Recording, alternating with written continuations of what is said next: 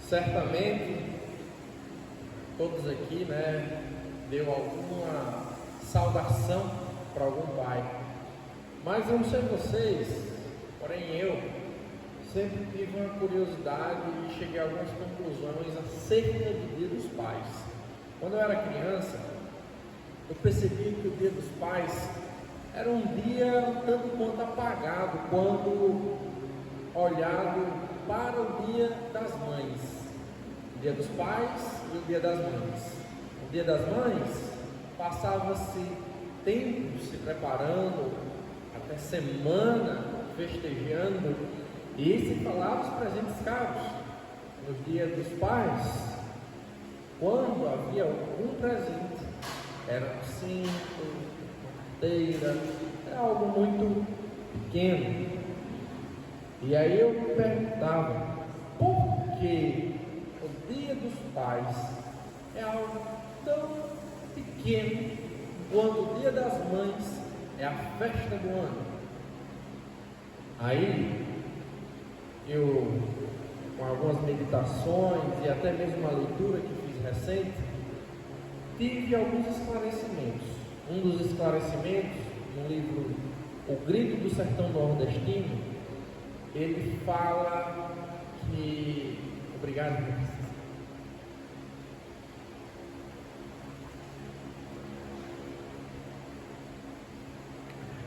ele fala que Maria, ela é uma figura muito proeminente em quase que todo o Nordeste. Podemos falar até do Brasil, mas o livro é focado no Nordeste. Mas no Nordeste, Maria é muito proeminente. E o que tem a ver Maria com o Dia dos Pais? E é exatamente essas observações que o livro faz sobre o porquê Maria ser tão destacada aqui no Nordeste.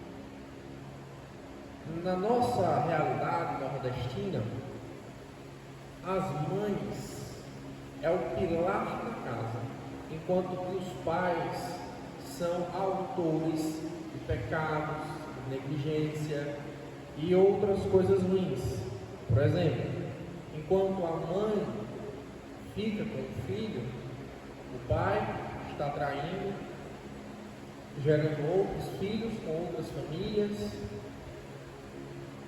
maltratando não somente a mãe, mas também o filho. O pai abandona fisicamente, emocionalmente, em relacionamento, abandona se mudando, abandona até mesmo estando presente, porque dedica-se completamente ao trabalho e acha que apenas dar o pão, dar o presente é suficiente. E diante dessa realidade, a mãe, vendo a ausência do pai, ela tenta até em vão cumprir o papel do pai, porque o filho está sozinho, carente, e aí a mãe tenta cumprir esse papel. E algumas das mães abandonadas, mesmo com a fadiga do trabalho e toda a pressão recebida para segurar a família, ela se esforça em amar o filho. Então, diante desse cenário, o livro vai dizer que a mãe, ela se torna uma figura muito elevada na consciência, na percepção das pessoas, por causa dessa fidelidade, dessa dedicação. Enquanto o pai é uma figura apagada e muitas vezes uma mancha ruim em sua história. Por isso, Maria vai ser tão adorada, porque Maria passa a ser a mãe de todos os nordestinos sofridos. Desse modo, falar mal de Maria é falar mal de todas as mães para um nordestino, católico, apostólico, romano, ou até mesmo simpatizante com o catolicismo. E aí, mesmo que Maria não seja Deus, não faça parte da Trindade, não é Deus Pai, não é Deus Filho, não é Deus Espírito, mesmo que a nossa adoração é somente a Jesus, deve ser somente a Jesus, e Jesus é o único que pode fazer a nossa conversa, o nosso meio termo com Deus, né? Meio termo assim, ser intermediador, as pessoas recorrerão a Maria, por causa da triste realidade, dessa realidade contorcida, onde os pais são apagados. E aí nós temos a figura de João Grilo, no Alto da Compadecida, onde, mesmo diante de todo conhecimento, ele recorre a Maria. Daí vem a minha conclusão. O Dia dos Pais é turvado por causa da negligência, do pecado e da ignorância de vários homens. É muito raro, diante desse contexto, encontrarmos homens que sejam pais, que realmente cumpram o papel da paternidade deixada por Deus. E isso é tão sério, irmãos, mas tão sério, que esse problema da paternidade afetará a salvação de pessoas. Existe um homem chamado Lee Strobel, ele é um norte-americano, e ele se tornou ateu, e mesmo diante da conversão de sua esposa, ele permaneceu cético, não quis acreditar de modo nenhum no amor de Deus. Por quê? Porque ele tinha um relacionamento quebrado com seu pai. E Deus trabalhou isso, essa restauração com seu pai. E à medida em que ele foi restaurado com seu pai, ele pôde ver a Deus e acreditar em Jesus. Desse modo, a minha segunda conclusão: o diabo fará de tudo para destruir a família, o coração da família, que é o pai, para que nós não possamos ver o Deus Pai. O diabo, conseguindo enfraquecer, turvar as pessoas sobre a paternidade, ele tentará, desse modo, afastar as pessoas de Deus. Diante dessas palavras tão duras e conclusões incisivas, eu quero puxar o exemplo de Deus Pai para nós mudarmos essa realidade. E essa mensagem não é somente para mim, para Michel, para os outros irmãos. Essa mensagem servirá também para as irmãs, tanto no sentido de aprender sobre a paternidade e aprender sobre Deus e poder se relacionar melhor com Deus, mas como também trabalhar nessa realidade, porque vocês são mães e poderão ajudar os seus filhos a se tornarem bons pais, para que eles mostrem a Deus através dessa paternidade. Por isso, eu peço que vocês abram em Efésios capítulo 3.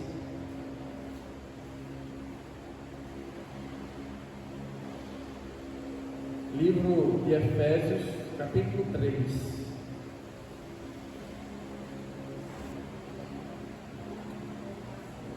Efésios, capítulo 3, verso 14.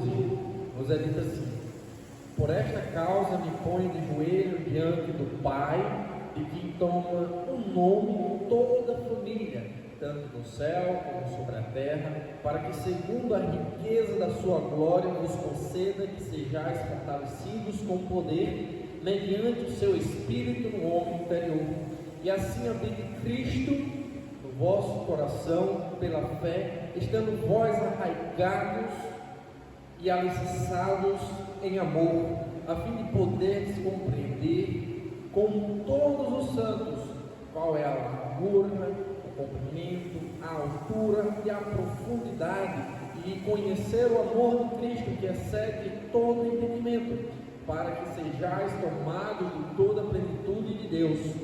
Ora, naquele que é poderoso para fazer infinitamente mais do que esperamos e pensamos, conforme o seu poder que opera em nós. A Ele seja glória na igreja, em Cristo Jesus, por todas as gerações, para todo sempre. Amém. Bem, aqui é uma oração. Paulo inseriu uma oração no meio de uma carta dedicada à igreja de Éfeso. A propósito, já ouvimos muito a respeito de Éfeso. Inclusive, em Apocalipse, havia uma carta direcionada para os Efésios, que eles eram fiéis a Cristo, mas abandonaram o seu primeiro amor. Já trabalhamos acerca disso, lembra? Pronto.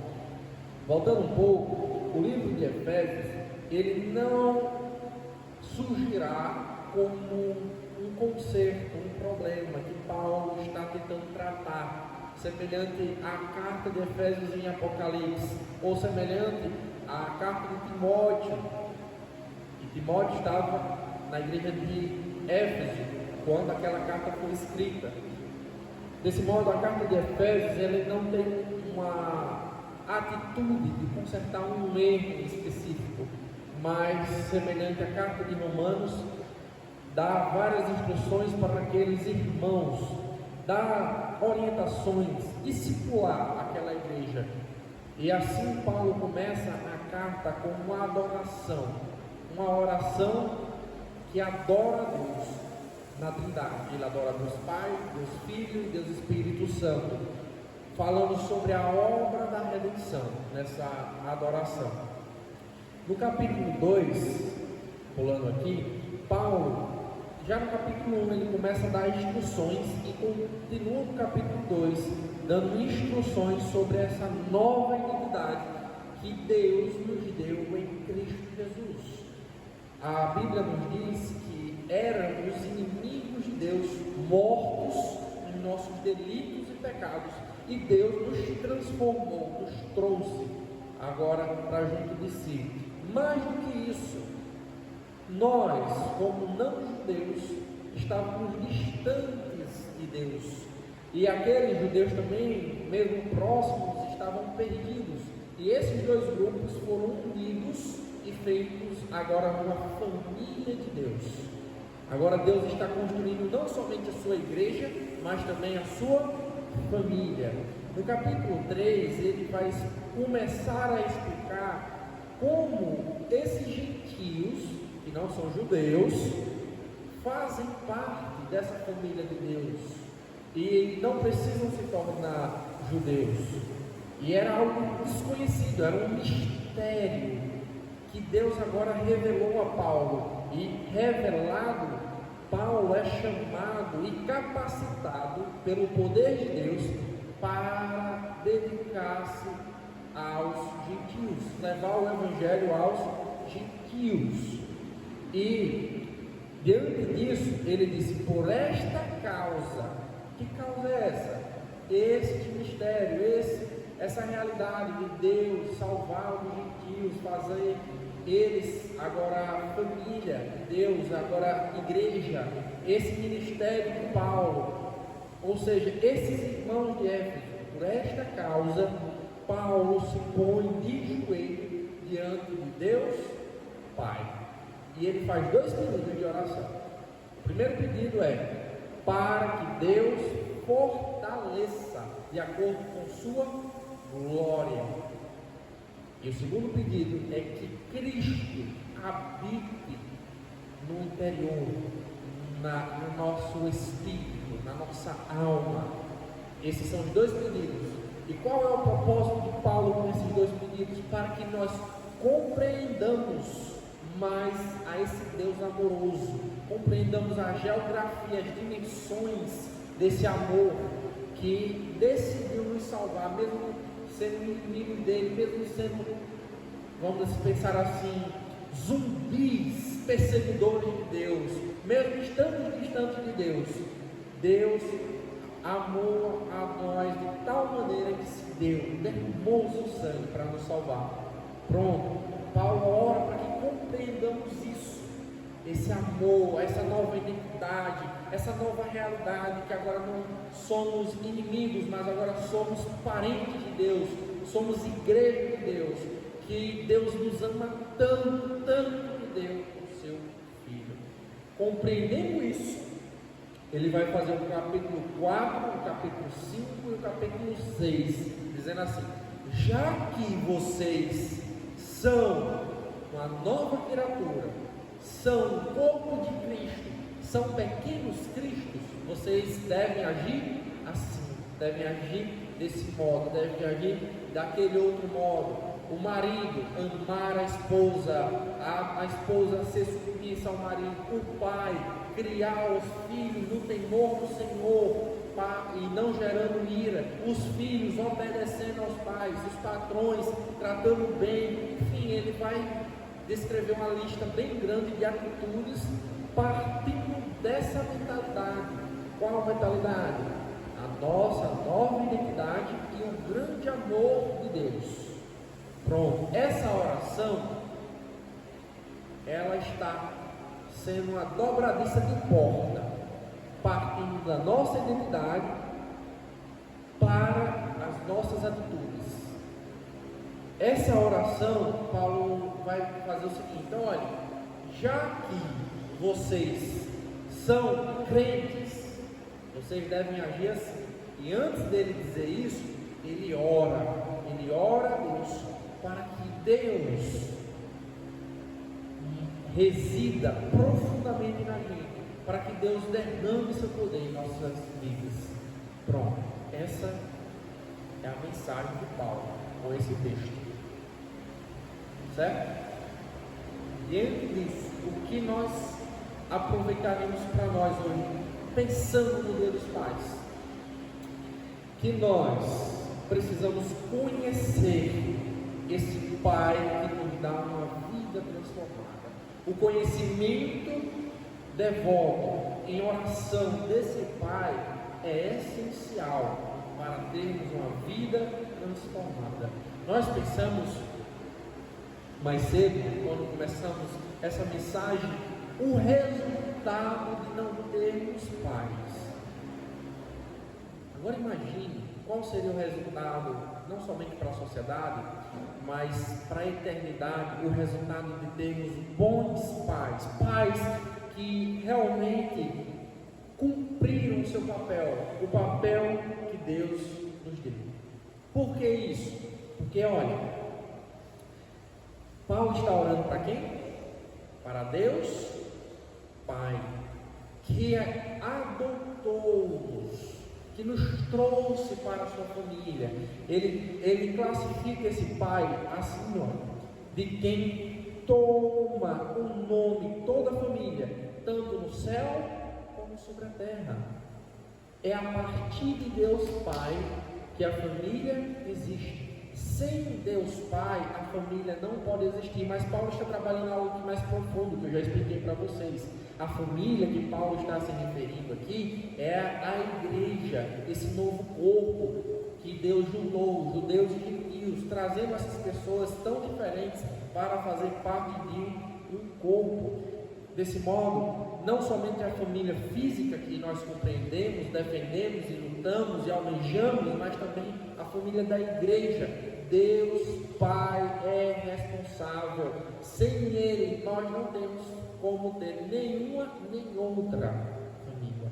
Por isso, se nós almejamos ter bons filhos e realmente modificar essa sociedade, precisamos conhecer esse Pai, no caso meu, no caso do irmão Michel, sermos bons pais.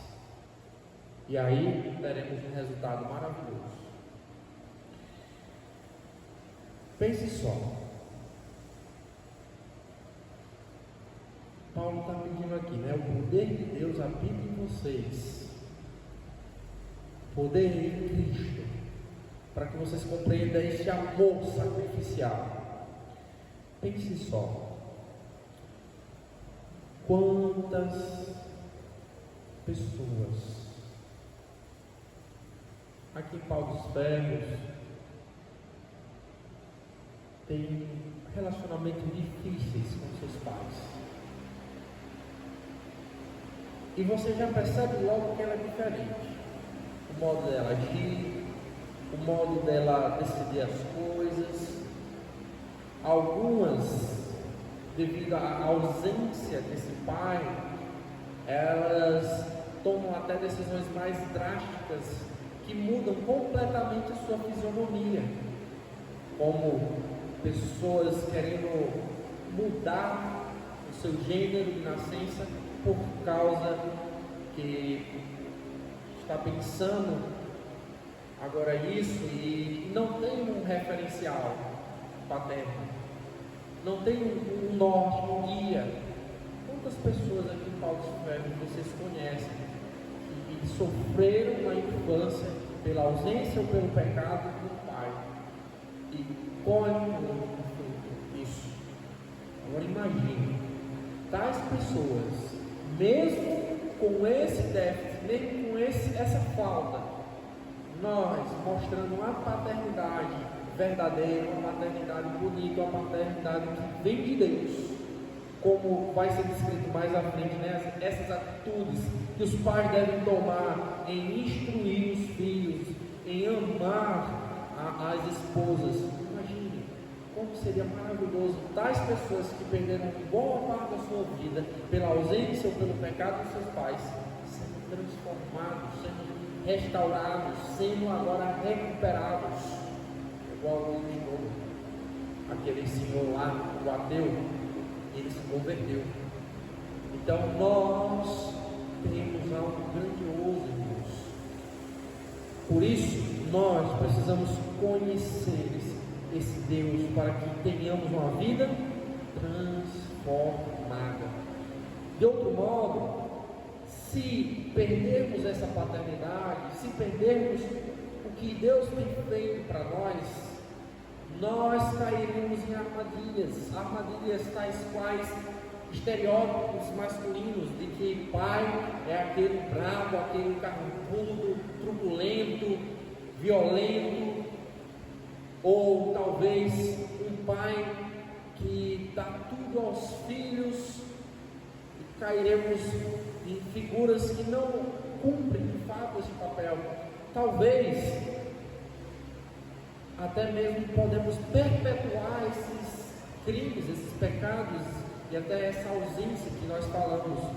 E o resultado é aquele que eu falei, né? Um distúrbio social. E não somente um distúrbio social, como a fraqueza dentro da igreja. Existe, isso não é teoria da conspiração, vocês podem ler, tanto nas obras do Marx, nas obras dos que sucederam na escola de Frankfurt, eles pensaram como eles implantariam o marxismo. E um dos pontos para que isso ocorra é desestruturar a família. O que isso tem a ver com o marxismo? Tudo. Eles pensaram, porque a partir da família você já tem uma relação de opressão. Marx vai pensar. E mais adiante, pensadores da Alemanha pegará a família como, não somente a família e as leis, como pontos que deixam o homem preso ao eterno. E a partir desse eterno, eles não conseguem modificar a sociedade. Então, tudo precisa ser relativo. A família não pode estar padronizada, não pode ser aquela a qual nós conhecemos, porque isso é uma afronta à liberdade das pessoas, e isso prende as pessoas ao eterno, ou seja, prende as pessoas a Deus. Isso tudo foi pensado. As pessoas sentaram em mesas, refletiram, somaram, traçaram estratégias políticas, investiram pesadamente, e nós temos hoje o resultado. O que nós vivemos hoje, irmãos, é sim obra maligna, tem sim ação do diabo, mas tem cooperação humana, estratégia humana, pensando como nós poderíamos, não nós, né, mas eles poderiam implementar e alcançar esses objetivos. Sem a família, toda a sociedade, então, ela se esfalece, ela cai. A família é a trava da sociedade. Sem a família, eles tiram essa trava. Sem o pai, a família se esfalece. O pai, como nós estamos vendo aqui, pegando a figura de Deus, é o personagem mais evidente para lembrarmos de Deus. O pai não é algo para menosprezar as mães, de modo nenhum. É tanto que Deus até usa o afeto materno para mostrar o quão profundo é o amor dele. Ele fala assim para o profeta: mesmo que uma mãe esqueça do seu filho, que é quase impossível, eu nunca esquecerei de Israel. Só para mostrar o amor de Deus. Então, não se chateie, pensando que Deus está rebaixando as mães e elevando os pais. Mas os pais, eles têm um papel fundamental, porque os pais, eles mostram, revelam Deus Pai. E se os pais são afetados, nós temos uma barreira com Deus. Os filhos ficam desprotegidos, as esposas ficam desprotegidas, há uma sobrecarga sobre a mulher, o filho cresce sem instrução e temos uma série de prejuízos que já conhecemos. Por isso é tão pertinente essa oração de Paulo, para que a força, o poder, esse poder que criou o mundo, esse poder que fez algo muito maior do que esperavam, porque ninguém esperava que os gentios fossem salvos desse modo, e Deus salvou, surpreendendo a todos, surpreendendo até mesmo os profetas. E assim, esse poder, Paulo roga para que caia sobre a igreja, e a igreja compreenda este amor, essa atitude de Deus, e assim nós tenhamos pais que vivam procedimentos que se caracterizam como bons pais. Tá, Lucas, você está falando muito sobre personagem, sobre consciência, mas cadê as atitudes, o dia a dia? Eu poderia pular para o capítulo 6 e relembrá-los, aquelas atitudes que Paulo falou, mas aqui é muito pouco. Aqui Paulo não está dizendo que é apenas essas atitudes comportam o pai. Nós vivemos numa sociedade e num mundo muito complexo, então os pais precisam de várias atitudes. Porém, a partir dessa conscientização de Deus Pai, nós poderemos tomar as atitudes corretas, as atitudes que devem ser tomadas. Por exemplo, quando Deus pede assim, na verdade Deus não, Paulo, para que vocês compreendam o amor de Deus, o amor de Cristo. O amor de Deus, o amor de Cristo, poderia ser classificado de várias maneiras, mas dentro do livro de Efésios, o amor de Deus e o amor de Cristo é um amor sacrificial, um amor que se dá para salvar os outros. Por exemplo, capítulo 5, verso 1 diz assim: sede imitadores de Deus como filhos amados, e andai em amor, como também Cristo nos amou e se entregou a si mesmo por nós, uma oferta de sacrifício a Deus em aroma suave. Se pularmos um pouco mais, no mesmo capítulo, Paulo fala assim: assim também maridos devem amar a sua mulher como o próprio corpo, assim como Cristo, verso 25, que amou a igreja e a si mesmo se entregou por ela. Olha só, o amor paterno é um amor sacrificial, uma das marcas de um homem, de um pai, é sacrifício. Não é só dar. O pai deveria também ser amoroso a ponto de sacrificar. Não estou falando de psicólogo, receber xingamentos, ou seja, trazer o sustento. Não é só isso, mas renegar as próprias vontades, o desejo libidinoso de ter outra mulher sem ser a sua mulher, o desejo de passar tempo em lazer próprio e não educar o seu filho, e não passar um tempo de lazer com o seu filho, no lazer que ele gosta. Então, tudo isso é sacrifício. Mas esse sacrifício, mesmo que seja pequeno, mostra um amor muito maior. E a partir desses pequenos sacrifícios, os filhos poderão compreender o maior sacrifício. E como filhos, herdamos. Mas, irmãos, nessa tônica de conhecermos o amor de Deus para vivermos vidas transformadas, perceba que o que nós tivemos de pais, por exemplo, meu pai não me criou, mas eu tive exemplos de pais, tios, avô, vizinhos, irmãos da igreja, de homens de Deus que assumiram o papel de pai na minha vida, e graças a eles eu aprendi o que é ser um homem de Deus, o que é ter um amor sacrificial, e isso me permite, irmãos, compreender esse amor de Deus. Nós devemos dar graças a Deus. Quão maravilhoso! Mesmo diante dessa corrupção toda, Deus está agindo. E nós podemos partir disso para esse amor paterno ainda maior. Por quê? Porque a partir desse amor pequeno e dessa oração que Paulo fez há muito tempo atrás, nós podemos compreender que esse Deus, que é um Deus santo, que é um Deus glorioso, Ele não precisa da gente, Ele tem tudo, Ele é onipotente, irmãos.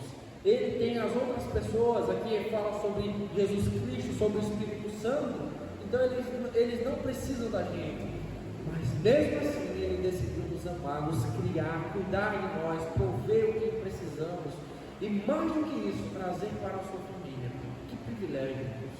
Imagina só, vocês pegando um menino lá de fora da rua que tentou assaltar a casa de vocês, e vocês adotarem como o filho de vocês, botar para dentro de casa, lavá-lo contra a vontade dele e convencê-lo a tornar-se o seu filho. Imagine só, uma loucura, né? A gente fazer uma coisa dessa, pegar um homem adulto, certo? E levá-lo, cuidar deste homem e assumi-lo como nosso filho. Isso é uma loucura, mas Deus fez isso conosco. Deus nos salvou. Que amor, que amor! E esse amor é o que sustenta tanto a nossa família sanguínea, como a nossa família espiritual, a nossa família na fé. Eu falei aqui na pregação passada sobre a Igreja Universal, a Igreja Católica. Católica em latim significa universal. E isso diz respeito à igreja desde que começou em Pentecostes até hoje. Mesmo que aqui tenhamos poucas pessoas, mas a realidade da paternidade de Deus abrange muito mais gente do que está aqui. Pessoas que já passaram, essa igreja do próprio Paulo, outros irmãos que virão, irmãos que estão em outras igrejas. Então a paternidade de Deus, ela não está falhando. Mas para que nós possamos enxergar, precisamos sair desse espaço geográfico, espaço temporal, e olhar quão profundo é esse amor. Aí ficaremos contentes. Mas veja, essa paternidade, ela age em cooperação com as outras pessoas da Trindade. O Filho habita no crente. O Espírito, olha como Paulo fala, no caso, para que segundo a riqueza da sua glória vos conceda que sejais fortalecidos com poder, mediante o seu Espírito no homem interior. Aí habite Cristo, a fim de compreender, né? Então, essas atitudes, Paulo não vai citar aqui especificamente, mas em outro momento, ela também está sendo auxiliada pelo Espírito Santo. Então nós temos Deus Pai, Deus Filho e Deus Espírito cooperando, se relacionando. Isso aqui traz até vamos pensar assim, uma imagem bonita para a família. Pai não é aquele que consegue fazer tudo sozinho. Pai, como Deus Pai está mostrando aqui, mesmo que Ele tem poder, mas Ele está cooperando com as outras pessoas da Trindade. Pai, Ele se relaciona com a sua família, e por meio da sua família, Ele vive uma vida transformada para Deus. Ele faz o que precisa ser feito com a sua família. A paternidade, ela não é solidão, mas a paternidade, ela tem a bênção que Deus deu da família. Há uma cooperação. A família nos ajuda a lembrar a Trindade. Desse modo, irmãos e irmãs, nesse dia dos pais, lembremos que não é somente o dia dos pais, mas é o dia da família. E mais do que o dia dos pais, o dia da família, é de Deus. É para que nós lembremos que nesse dia, mesmo com as falhas, a falta do exemplo, o aquele padrão, Deus Pai é aquele que merece toda a nossa atenção, devoção, a adoração. Olhemos para Ele, se alegremos com esse dia, porque Deus Pai nos adotou. E a partir dele, a gente tem um padrão de vida. Um padrão de vida tanto para, como eu, homem, assumir, como as irmãs podem auxiliar aos homens. Mas as irmãs usufruem dessa paternidade por causa da salvação, da compreensão do profundo amor de Deus.